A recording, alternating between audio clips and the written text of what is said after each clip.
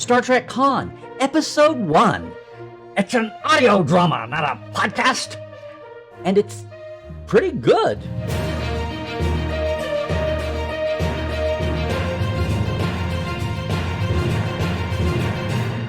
Hey, it is Dr. Trek, Larry Nemecek, coming at you here from the heart of Trekland and letting the dust settle just a bit on all the recent Trek headlines and new episodes. So, hey, instead of a quick take or a hot take, you get a second opinion from Dr. Trek. Hey, look, I've been writing, editing, interviewing, commentating, witnessing, dot connecting, archiving, and yes, fanning Star Trek for a while now. And I just want to say, yes, this is finally happening. Star Trek Con, after all this time. And when it was first announced, honestly, I thought having a series about Con, to me, was about like having a series about, Empress Georgiou. I mean, I can separate my excitement and love for the actress, for Michelle Yeoh, from caring at all about a monster of a character, even if they're reformed. And my enjoyment of Star Trek, likewise, was, never depended on knowing what happened to Khan. I mean, I can see how it started, and I could see how it ended. I didn't know. I didn't care. And here it is. Episode 1 of 9 30 or 40-minute episodes of an audio drama. That's a pet peeve of mine. This is a podcast or experts sitting around blabbing about something non-fictionally. This is an audio drama, an old school radio play. Don't call it a podcast. It's scripted. It's actors playing characters. Things have been audio only for years. Just keep podcasts to the blabbing nonfiction people talking about their heart's content on topics like, Star Trek, okay? In this case, I had no idea that I would be so drawn in to this audio drama. And Nick Meyer, who came up with the idea and pitched it in the beginning, back in the early Discovery days, he was right. This was a story worth telling between the times we know. And his original 3-part, 6-hour miniseries, apparently it's much preserved here in this structure. So what's amazing is you're thinking, it's a podcast. It's going to be full of all kinds of Trek names, right, that we don't know yet. Well, that's true. There are a lot of new names on both sides of the microphone. And along the way, people are already saying, is this canon? Well, it is produced by Secret Hideout and Roddenberry Entertainment, with all the usual suspects there in the producers list, starting with Alex Kurtzman on down, and Ron Roddenberry and Trevor. Plus, as an audio drama, it's EYE Podcast Productions, all right, for the hands-on podcasts in base. And also tech production by Realm. But look, there is a mix of names you know and names you don't know. Starting with, is it canon? I don't know. Who writes the most involved canon writing? The licensed pro-Trek authors for 2 decades now, right? And look who took over from Nick to include more of the recent augment information from Enterprise Forward. And to set this in, yes, if you didn't know, 2293, which is 3 years after Kirk died on the Enterprise B. Who is handling things now? Yes, Kirsten Beyer, pulled in from the beginning of Disco as the novel writer in the room, involved with, all the modern series. And then, of course, before that, she had all of her amazing novels where that's kind of where she grew her cred and her standing, from the Voyager comeback novels post-return onward. And all of her TV screen credits in the modern Treks since then. Co-writing with her longtime friend, longtime elsewise, great involved pro-novelist Trek writer, David Mack, who, aside from all those novels, was the canon advisor for Lord X and for Prodigy. And actually, if you go back, and I remember these days, he pitched and sold a couple of DS9 stories with his then one-time Trek Pocketbooks editor, John Ordover. If you go back and check, Starship Down, he and John co-wrote. And yes, Only a Paper Moon. Yes, really. He sold the story for that. Now, there's additional writing by Mac Rogers listed here as well. And our director comes from Podcast World, Fred Greenhoft here. 15 dramatic podcast series listed IMDb, and the producer of 18 in all, including hosting and producing 26 episodes of Undertow Narcosis. Now, right off the bat, it was delightful and ingenious for the writers, for the team, to use Tuvok and Sulu via the Excelsior, opposite ends of their service, right? Not many years after we last saw them in Star Trek VI, in the events there. And yeah, Tuvok brought aboard the Excelsior thanks to the 30th anniversary episode Flashback, right? So here we've got them, and of course, it's great to hear Tim and George. It's a setup device to tell the rest of the story. We don't just plunge into Khan's time on Ceti Alpha V. They're kind of a modern framing device. It starts off, it's a Starfleet hearing. We have this professor who wants to research the Khan rumored tapes, which is a mystery in itself in her level. But this modern framing device gets us back to the Khan years via those historical tapes. What this also means, though, by using Sulu here as a character, someone pointed out, this is some kind of a Trek record. Look, George is playing Sulu across 60 years. You start with 1965 when he came aboard for Where No Man's Gone Before. Yes, only 2 scenes, about 3 lines, but he was there, as you know, as you were refreshed if you heard our season 14 premiere episode of The Trek Files, with George as guest, and we're reminiscing about that first day on set for Sulu. And then here he is 60 years later performing Sulu for Khan. That has got to be some kind of a legacy Trek crown, I would think he's wearing. Now, the rest of the cast is topped, obviously, by Khan and Marla McGivers, as long as she's with us. Playing Khan is Naveen Andrews, now is famous for playing Saeed from Lost over all the seasons.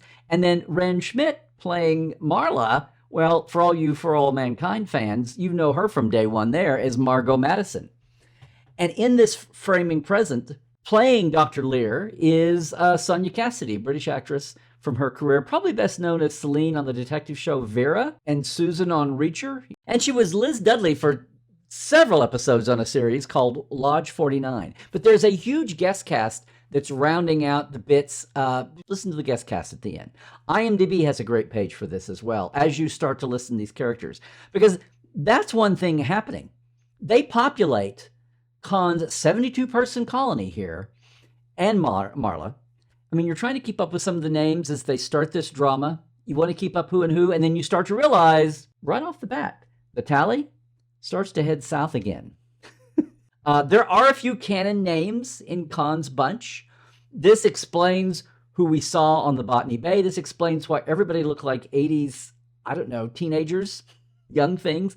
That's all explained, the ones who wind up on Ceti Alpha V. Yes, there is a Joachim and a Joachim both. But look, just about the time you think they're taking a bold choice here with painting Khan a little bit nobly, then you realize that's where he was in Space Seed. He didn't curse and damn to hell, Kirk. He looked at it as a challenge, and Marla's coming with him as his woman, his Khan's woman. They were going to build a flourishing colony. Now, that's what sets up the fall as we pick him up in Wrath of Khan. But even here, in the middle of sounding noble, and you're wondering what direction this is going to take, then you get lines, well, more or less when someone's voicing some dissent, go ahead and speak up. And then either do what I say or leave and start your own colony. Get your butt out of here. The specific line that stuck with me is Khan's, "Love never built an empire." That's kind of foreboding. Same old Khan, but you hear "my lord," you hear "excellency." I mean, you're right back in the Space Seat era. You have a Russian named Ivan. You have a female pair, a couple, who are trying to be the doctors, Ursula and Meadow. They're trying to adapt from what Kirk gave them. They start off in a very happy place here. They're just going to do their work and build an empire eventually and see what they can do. And you start to get the notes of foreboding. So look, this is a smaller scope. It's not Starfleet. Again, this never would have been on my top 10 list of Trek corners I need to know about, but it is compelling. The way it's done as an audio drama, this host of chorus voices all portraying different characters that come in and out. Some of them are already out. I can't wait for episode 2. I mean, I get it. We intellectually get point A and point Z, and I think all the points in between are going to be pretty interesting. I mean, it's going to be 9 more half hours of episodes that get us to the place. Along the way, we know what's going to happen. Spoilers! Ceti Alpha 6 is going to implode, go unstable, and radically shift the orbit and affect this paradise climate. The Class M is going to go out the window here, and you're going to wind up with the desert. And you're going to wind up with about the only life form surviving is the Ceti eels. There's got to be some kind of a biocycle there, an ecosystem of some kind. It can't just be the eels and sand and the surviving humans. So we will hear all about that. But don't forget, Dr. Lear and young Ensign Tuvok accompanying her, she has a couple of mysteries of her own up her sleeve about what's going on here.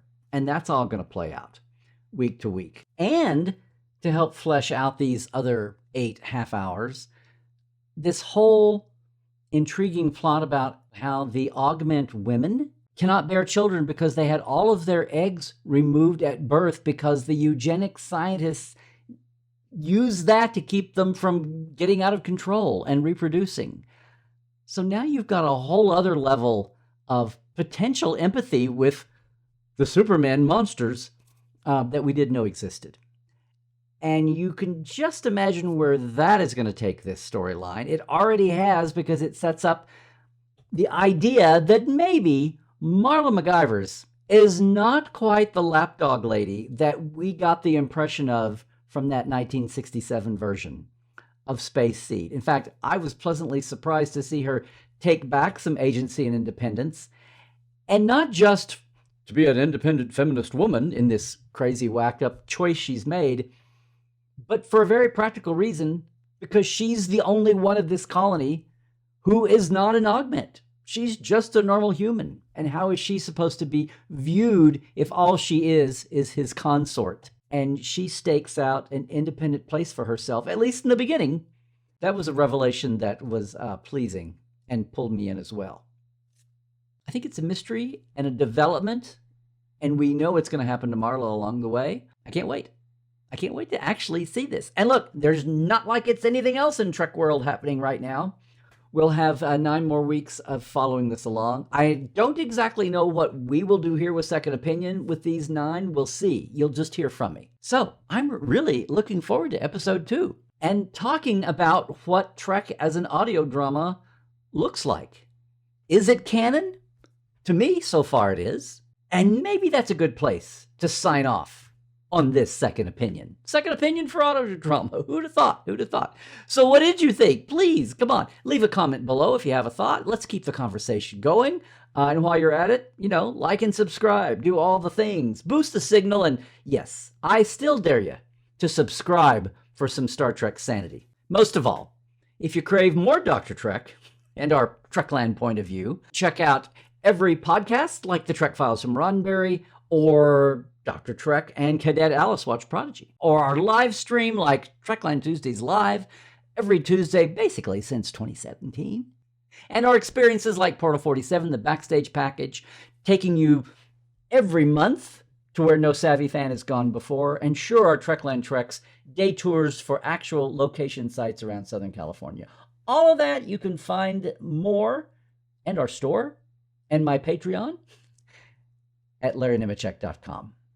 And see you back here next time for more about Star Trek Con. If not, Strange New Worlds, wrapping up about now too. Trek well, everybody.